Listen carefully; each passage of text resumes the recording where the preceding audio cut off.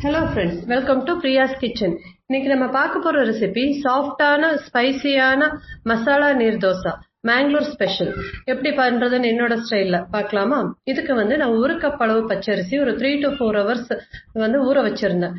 இந்த ஊற வச்ச மாவு பச்சரிசி இதை மிக்சி ஜார்ல நம்ம சேர்த்துக்கலாம். சேர்த்துட்டு இது கூட கொஞ்சம் ஸ்பைசஸ் எல்லாம் சேர்த்து அரைக்க போறோம். இப்போ இதுக்கு காரத்துக்கு தேவையான அளவு வரமிளகா நீங்க சேர்த்துக்கோங்க. நான் ஒரு 2 வரமிளகா சேர்த்திருக்கேன்.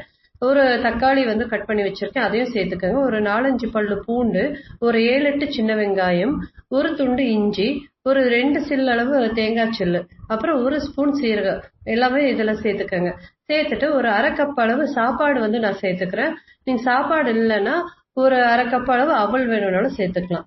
இப்போ இதுக்கு தேவையான அளவு உப்பு இந்த ஸ்டேஜ்ல நம்ம சேர்த்துட்டு ஒரு 1/2 டம்ளர் அளவு தண்ணி ஊத்தி நல்லா ஃபைன் பேஸ்டா வெண்ணெயாட்ட அரைச்சு எடுத்துக்கோங்க.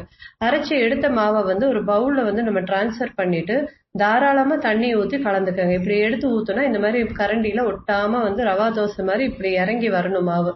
இந்த பக்குவத்துல இருக்கிறப்போ 1 கப் அளவு கொத்தமல்லி தழைய ஃபைனா சாப் பண்ணி சேர்த்து நல்லா கலந்து விட்டுக்கோங்க.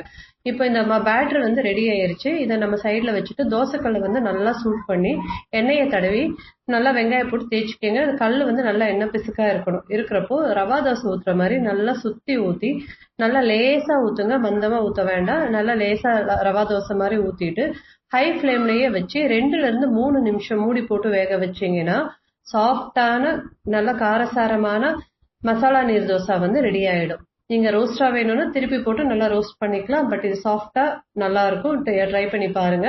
இதுக்கு தொட்டுக்கிறதுக்கு எதுவுமே தேவையில்லை. உங்களுக்கு தொட்டு சாப்பிடணும்னு நினைச்சீங்கன்னா என்னோட சேனல்ல கனகாம்பரம் சட்னி போஸ்ட் நான் போட்டிருக்கேன். அது செக் பண்ணி பார்த்துட்டு அந்த சட்னியை இது கூட வச்சு காம்பினேஷனா சாப்பிட்டு பாருங்க. செம டேஸ்டா இருக்கும். இந்த டிஷ்ஷை ட்ரை பண்ணிட்டு எப்படி இருந்ததுன்னு சொல்லுங்க. இந்த வீடியோ பிடிச்சிருந்தா லைக் பண்ணுங்க, ஷேர் பண்ணுங்க, சப்ஸ்கிரைப் பண்ணுங்க. தேங்க்யூ.